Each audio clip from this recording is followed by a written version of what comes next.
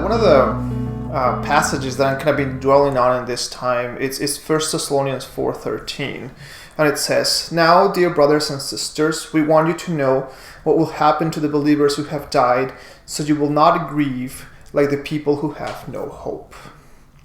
Now, the author of Thessalonians is basically telling us two things here. One, that we are to grieve, that grieving is normal, but two, that we are to grieve with hope. So let's talk about that.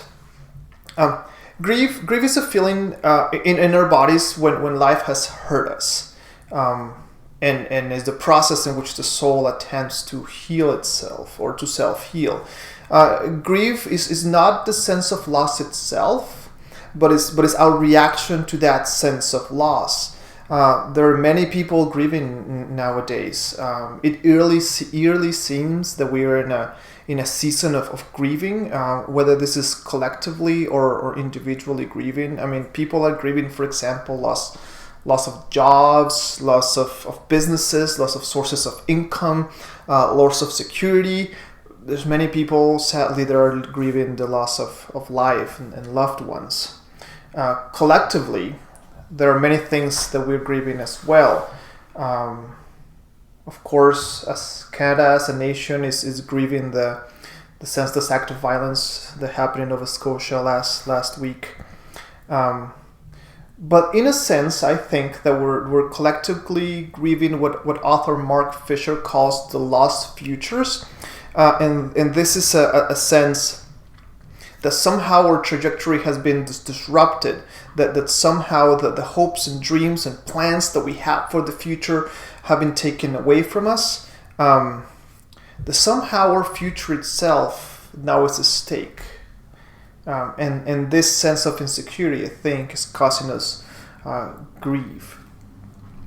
So it was Elizabeth Kubler-Ross, the one that wrote the definitive popular work on grief, as she laid out the 5 stages of grief. And of course, these are the denial, anger, bargain, depression, and acceptance. And I think at some level, all of these stages are kind of display around us. Maybe you are experiencing one of them as well. Of course, grief is not linear, and I think that's a bit of a problem with the Kubler-Ross definitions. And of course, later she will go to change it. Grief is not linear. It's not that you move from one to the other. This is not like a staircase in which the first step is anger, and the second step is bargain, and then until you get to acceptance. And I think that's probably the biggest problems with Kubler-Ross's approach. Is that grief doesn't always resolve. Is not that eventually everyone's going to get to acceptance. Is that we might bounce back and forth without actually resolving grief, as if acceptance was inevitable. And there is, I think, where hope comes in, as the writers in Thessalonians reminds us that we are not only to grieve, but we are to grieve with hope. Now, the basic meaning of hope is a kind of sense of expectation. Hope is an expectation of future good. Is that buoyant feeling that outlets of experience? Is that energy that gets you to move? When you think that something good is kind of on the horizon, when you kind of can see or kind of think that something good is coming. Now, we humans are hopelessly hoping creatures. Hope is a defining characteristic of us as humanity. Hope, in a sense, is what moves us forward, is that idea, that dream, that plan, that expectation, whatever it is, that gives us energy to carry on. The problem, however, is that hope needs an object to anchor itself to. We must have hope in something or someone. We have to put our hopes don't just exist eternally. They need to be rooted in something, on someone, and that is, I think, where hope and grief intersect. Is that in the reality that we face in our lives, that the object, whatever that thing is, that dream, that plan, that person, that we have put our hopes in, often lets us down. The plans don't go always according to plan. That things don't happen always the way we expect them. That that our hopes oftentimes don't become true. That is, I think, why we have the saying of don't put your hopes up. So, as followers of Jesus, especially according to Thessalonians, we are not to put our hopes in any kind of object or plan or dream, but we're to put our hope in Jesus and his resurrection, specifically in the book of Thessalonians. So hope is not just generic optimism for the future, but Jesus himself is the object of our hope.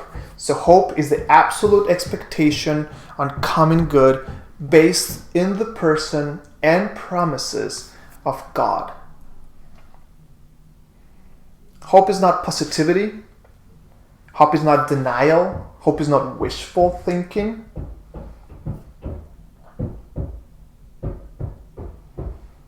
True hope is very honest about the grief that we're experiencing.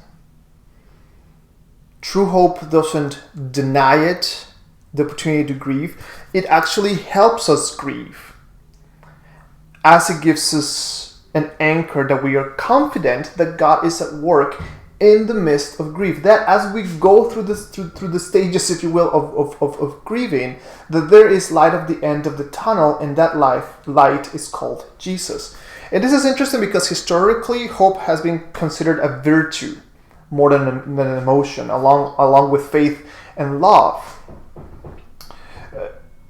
In this sense, hope is more than just a feeling or emotion, but because it has more permanence in our lives. And as a virtue is something that we have to nurture and grow into as part of our followership of Jesus. It's something that we kind of learn and cultivate in our lives.